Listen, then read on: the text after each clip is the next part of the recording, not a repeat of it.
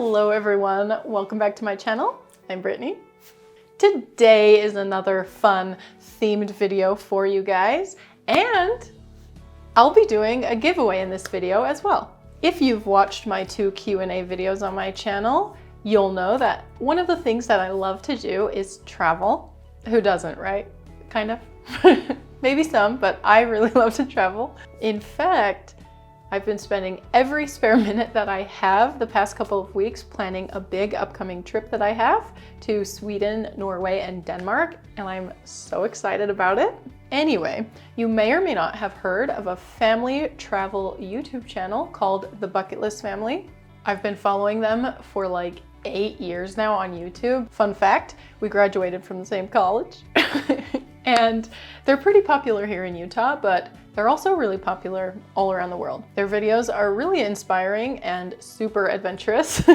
They travel all over the world and do really amazing things like swim with whales and sharks and go on safaris. They were just in Antarctica, so they're really fun to watch. Garrett, who's the dad, spends a ton of time and care on capturing moments and editing their videos. And you can tell they're very well done. And the mom of the family, Jessica, just released a travel book with National Geographic. National Geographic. Isn't that cool? So in this video, I'll be giving away one signed copy of Bucket List Family Travel. Here's my signed copy to Brittnee. As you can see, this book is really well made. The texture of the book is like this canvasy feeling. It's just like, I like the size of it. It's not too big. So you can also like travel with it if you want. It's heavy though, but yeah, like all the pictures inside are pictures they took themselves in their travels. Like, I feel like I'm doing story time.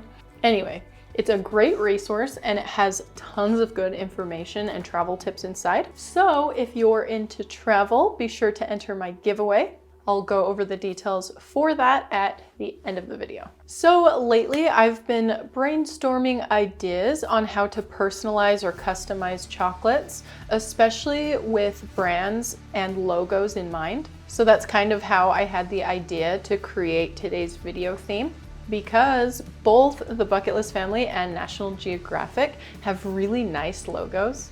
Their logos are simple, but also clean and sharp and pretty recognizable, which I think is the perfect type of logo to translate into a customized chocolate bonbon. So the Bucket List Family's logo is like 3 paint strokes, and I thought that would be so cute and easy to put onto a bonbon using a little paintbrush and would look super crisp with a white background. So in this video, I'll show you an idea for a hand-painted logo option. But then when I was thinking about National Geographic's logo, which is like a yellowish gold sharp rectangle, usually against a black background, I just knew that would look super good using the rubber stamp and edible gold luster dust technique. So in this video, I will also show you that option as another way you can customize chocolates with company or brand logos. But because I can't help myself, I'm going to do one of each kind for both different logos. So hand painted for both and also stamped for both. And just a little side story. I told you that for the giveaway, I'm giving away a signed book. One of you will be getting this signed copy. I got it signed personally for you from Jessica.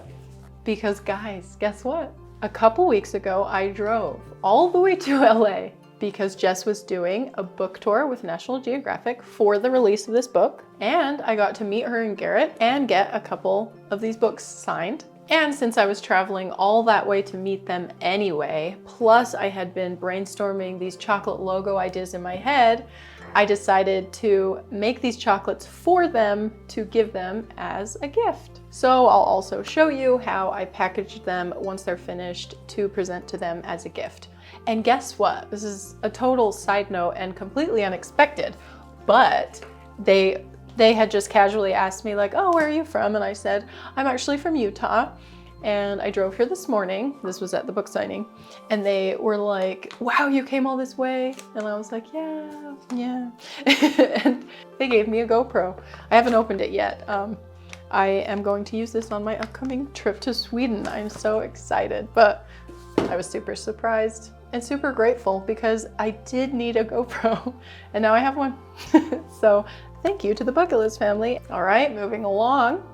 As always, when I'm experimenting with a new idea or technique, I learn a handful of things along the way, and today's chocolates are no different. I'll point out some specific things that I learned as we get into the video. So let's get going. Here are the supplies that I'll be using today. Pre-colored cocoa butters from Chef Rubber in the colors Retro Red, Regal Blue, and Jade Green.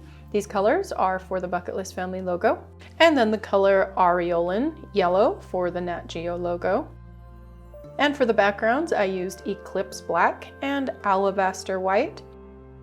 This round mold, number 1 by Chef Junkstead for the hand-painted bonbons. This square mold from Hans Brunner for the stamped bonbons. And then I had an idea to put both logos on a snack bar using this mold from Martelato. My favorite edible gold luster dust from Genere Cakes. I had these custom stamps made of each logo, and then for the bars I'll also use this little X stamp and my acrylic block.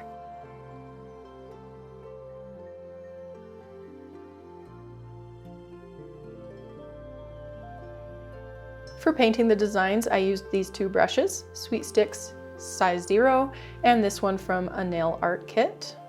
And then for all the background colors, I sprayed them using my Tritium airbrush. If you would like more information on that, you can check out my really comprehensive airbrush video in this card or description below. So because for this project, I had lots of ideas and a bunch of different designs, it is always nice to draw them out on my iPad so that I can visualize what's going on. So I'll be making a hand-painted colored brushstroke logo with a white background, a hand-painted Nat Geo logo with a black background, square bonbons with red, blue, and green backgrounds stamped with the Bucket List family logo in gold, and then also black square bonbons stamped with the Nat Geo logo in gold.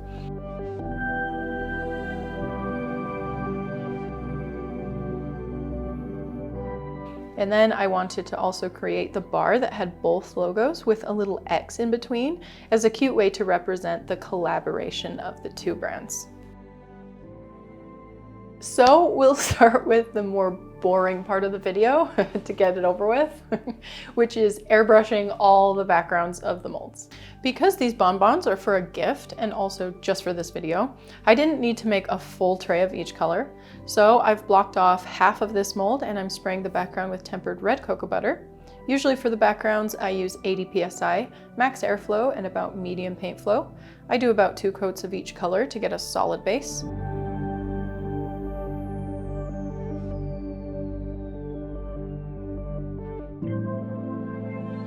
The other half of the red mold I spray with the blue.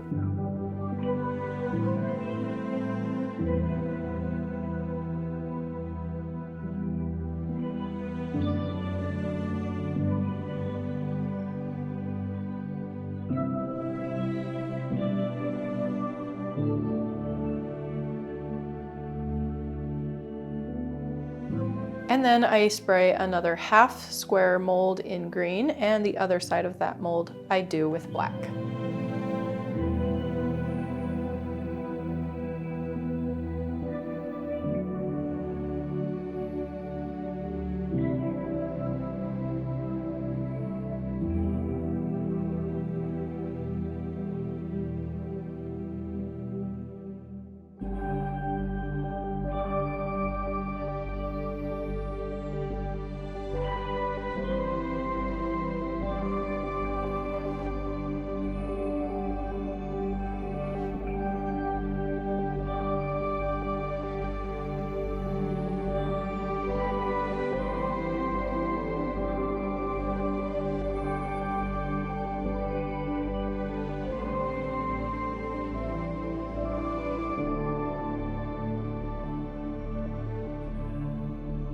Okay, and for this next little experiment, I need to explain a couple of things. The cocoa butter colors that I use most often, as most of you probably know by now, are from Chef Rubber, and they are the Artisan collection, and all of those colors contain white.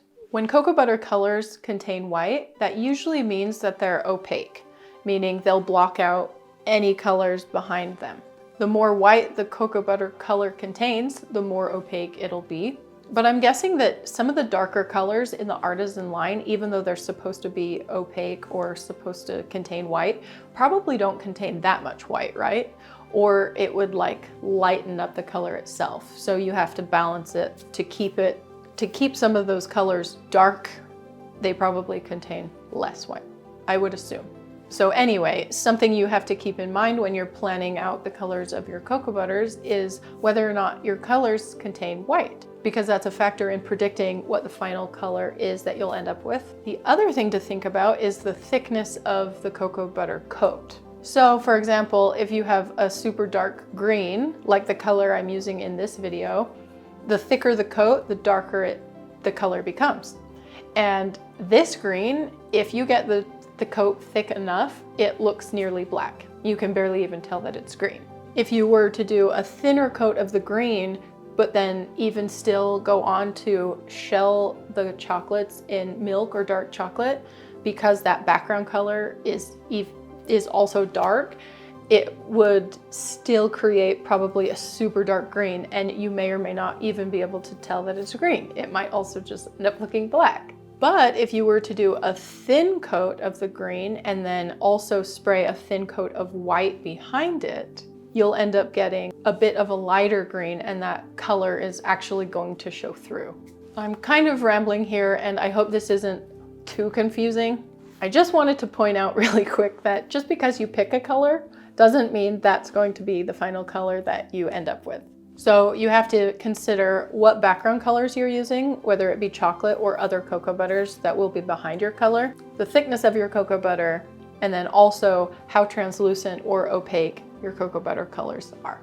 So all that to say that when I've used these colors before, I usually do like 1 or 2 coats of the color and then I back them in white, because I'm always paranoid that they're going to come out too dark if I don't back them in white, even though I was under the impression that they're opaque colors, meaning they contain white and would block out anything behind them. So I wanted to finally see if I had been wasting my time backing these colors in white, and maybe they really do a decent job of showing through. So I experimented during this project and I backed some of the colors in white and didn't back some of the colors, which would end up being backed with milk chocolate when I shell. So here you'll see I blocked off all the black because those aren't necessary to do any white for this experiment. And then I blocked off 1 row of green. So 1 row of green will be with a milk chocolate background, and then I sprayed the rest of the green cavities with white to make sure the green doesn't end up too dark. And I did the same with the red and blue. I blocked off 1 row of each so that they wouldn't get sprayed with white, and then I sprayed the rest with the white background.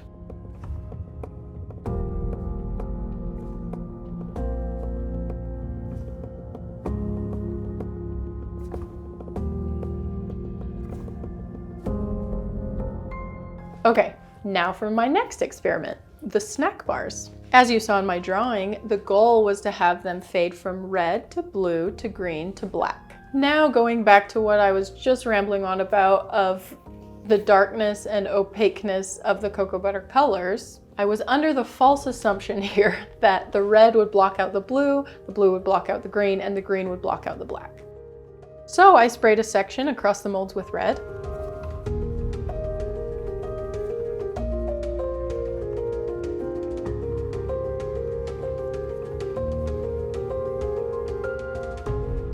And then I sprayed the blue.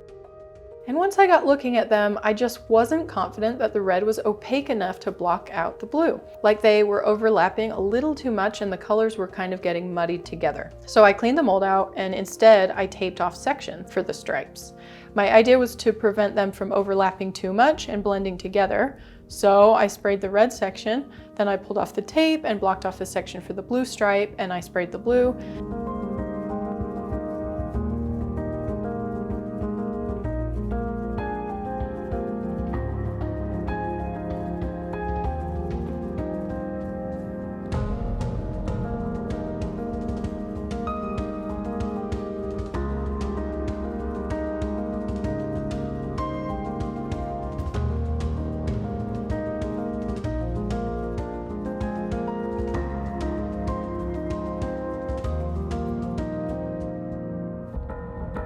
then did the same for the green, and when I peeled off all of the tape, the stripes look pretty good. You could see each separate color in stripes, and then when I sprayed the background, the rest would just be filled in with black.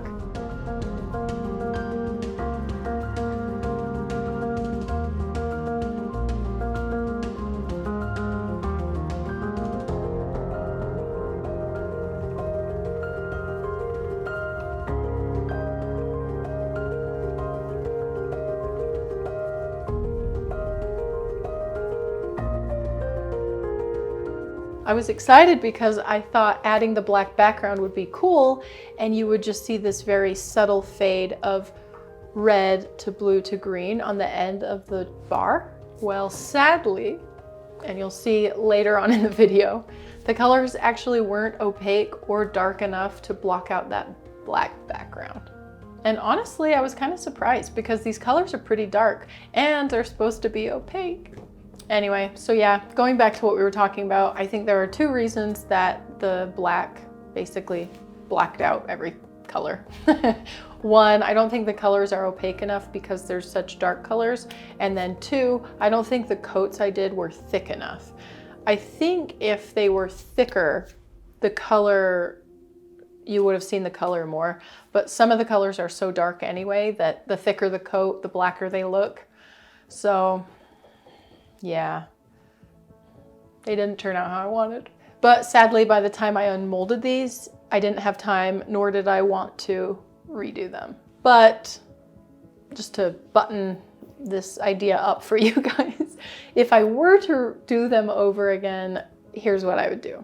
I would let go of the fade idea because I just don't think those colors work well together to fade into each other. I would let go of that idea. I would tape down into the mold to create solid, clean stripes. I would spray each color in its spot for the stripe.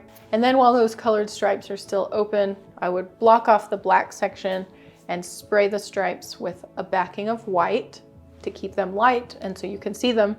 Then I would block those off and spray the black separate. Then you would just get black with a stripe of green, blue, and red, which would look really cool. Anyway, so there's the first lesson I learned in this whole process. Now on to the hand-painted bonbons. The bucket list logo with the red, blue, and green stripes were pretty straightforward. I just carefully painted cute little paint strokes in the center of the round bonbon.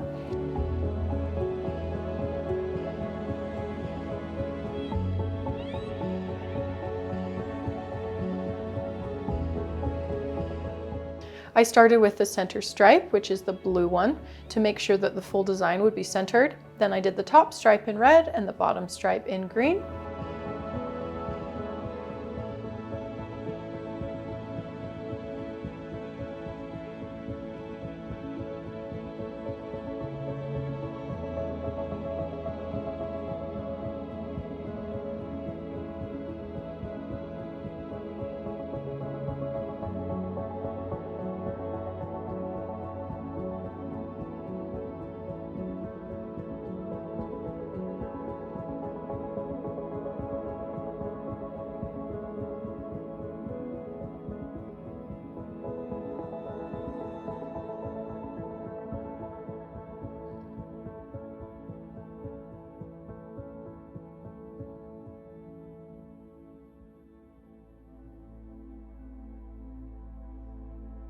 Once again, I didn't need a whole tray of these, so I blocked the striped bonbons off so I could work on the Nat Geo logo ones.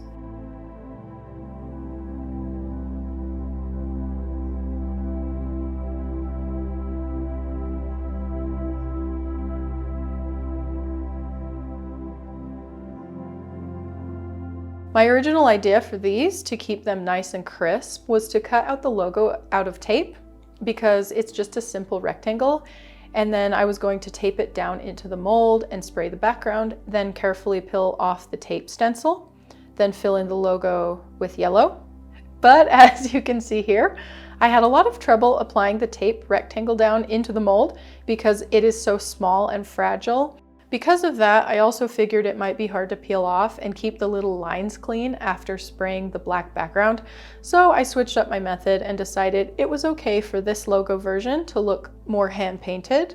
So I cut out rectangles out of tape and put them on the back side of the mold just to use as a guide. Then I just carefully painted little yellow rectangles into the mold.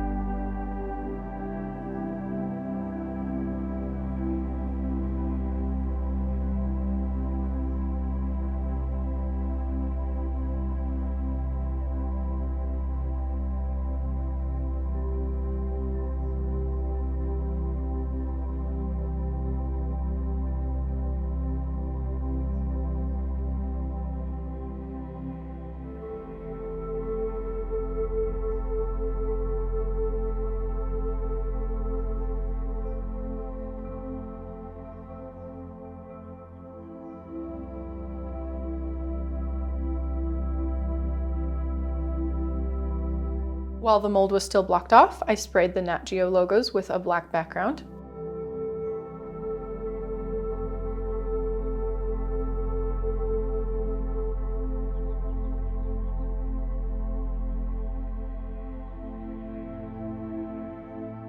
And then I blocked off those and sprayed the bucket list logos with a white background.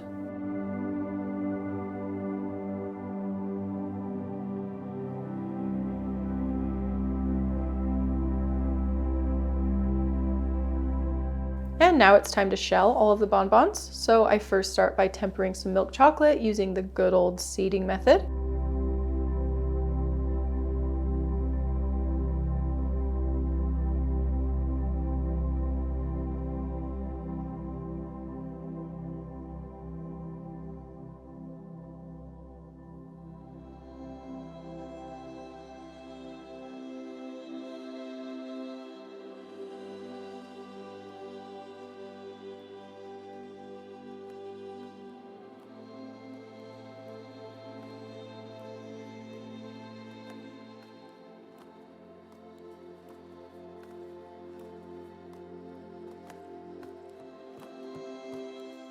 And here's something new that I've never done before. I shell half of the mold with one kind of chocolate and the other half in another kind of chocolate. Had I actually planned better, I would have realized that the flavor I wanted to fill the white bonbons with, I wanted to use caramel chocolate for and not milk chocolate, and I would have just used a separate mold for the two.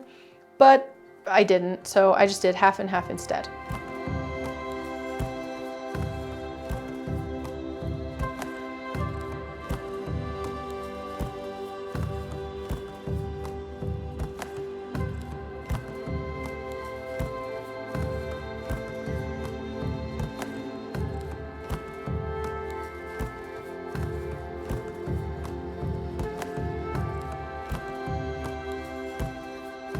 All the square bonbons and the bars were also shelled using milk chocolate.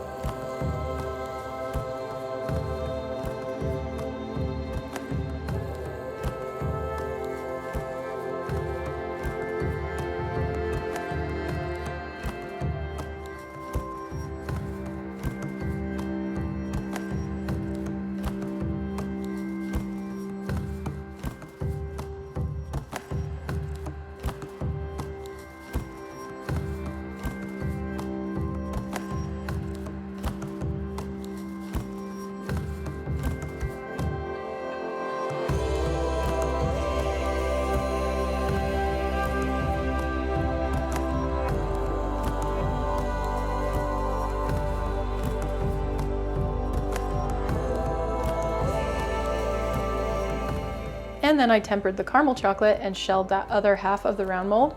Honestly, it ended up working out just fine.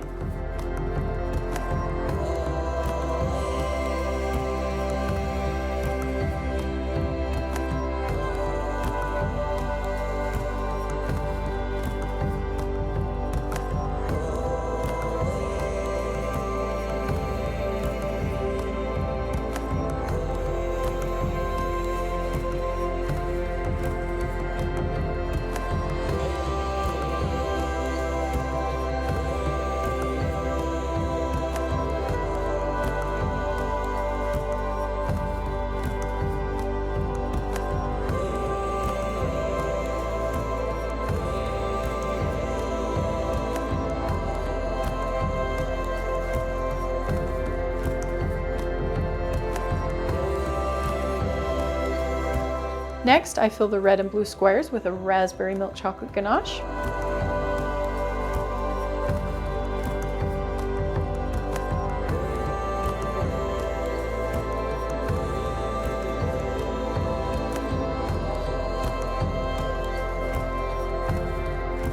The round Nat Geo bonbons are filled with Calibut Crispies and orange milk chocolate ganache.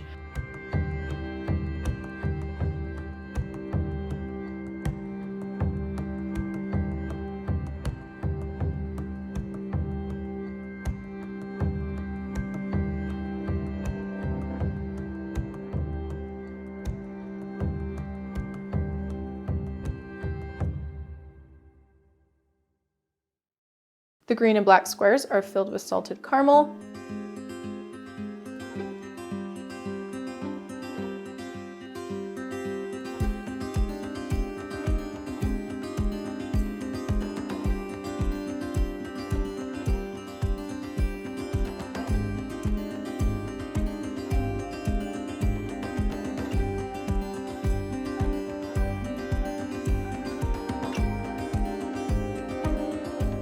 I also did a thin layer of salted caramel in the bottom of the bars, and I didn't film it, but later I added in a layer of brownies into the bars.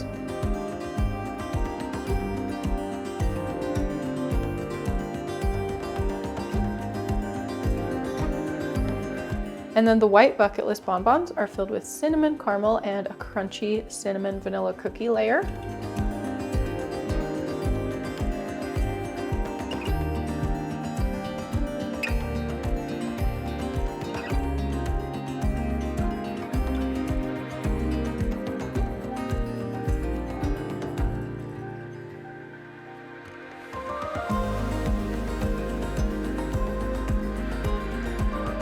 After all the bonbons are filled, I cap them as I normally do.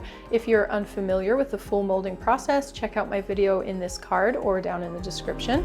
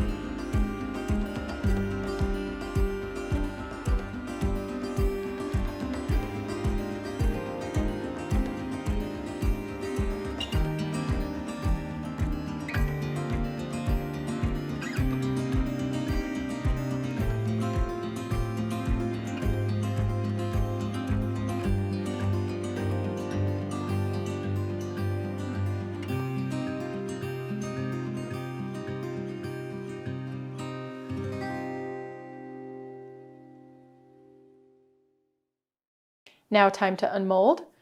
Because of the corners, this square mold can be a little tricky. With some extra patience and some extra taps, you'll get all of the bonbons out. Notice down the center, those are the blue and red squares that I didn't back with white. So that's where you can see the color difference of having a white background versus just a milk chocolate background. See how dark that blue is? It almost looks black. So I'm definitely glad that I backed the majority with white. Same thing with these ones. That center row is green, believe it or not. It totally looks black. Now this next unmolding is embarrassing, but I'm going to show you anyway for the sake of learning. So when I added the brownie layer, I had my brownie filling stored in the fridge. And when I filled the bars, I warmed the brownies up a little bit in the microwave. And I think I added them into the mold while they were still a little too hot. And this is what happens when you add your fillings in when they're too warm. The heat will take your cocoa butter and chocolate out of temper, and then you will have cocoa butter sticking in the mold when you go to unmold your chocolates. But luckily it only happened to a few of my bars, so the clean ones were still usable. Now this round mold is always easy to unmold, but I find the bonbons often get stuck sometimes because of static electricity.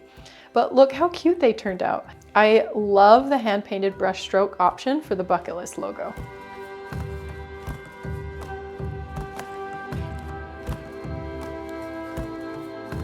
Now finishing the square bonbons is super easy. I just stamp on the dry gold luster dust using my custom rubber stamps. If you want to see a full video on this technique, check out the video in the card or down in the description. For Nat Geo, I stamp only on the black background, and for the bucket list, I do their logo on the red, blue, and green square bonbons to represent each color in their stripes. For the bars, I do both logos with a little X in between. Notice how you can barely see the red cocoa butter there on the end? These would have looked so slick if my color stripes would have worked, but sadly they didn't. Anyway, I'll get over it. They still turned out pretty cool, just as shiny black bars, so, you know, you live and you learn. And here's how all the bonbons and bars turned out in the end.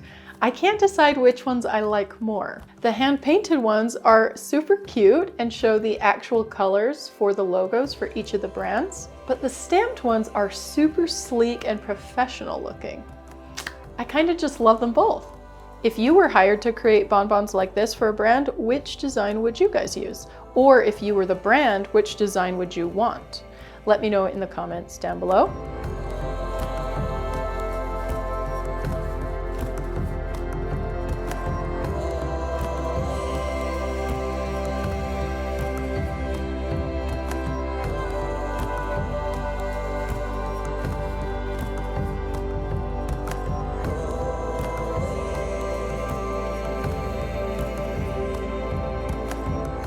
And because I actually wanted to give these to the bucket list family as a little gift, I packaged them up in my favorite boxes from Pastry Chef's Boutique. I did a box of the hand-painted ones, a box of the stamped ones, and a box of the bars. And I tied them up all cute with red, blue, and green ribbons.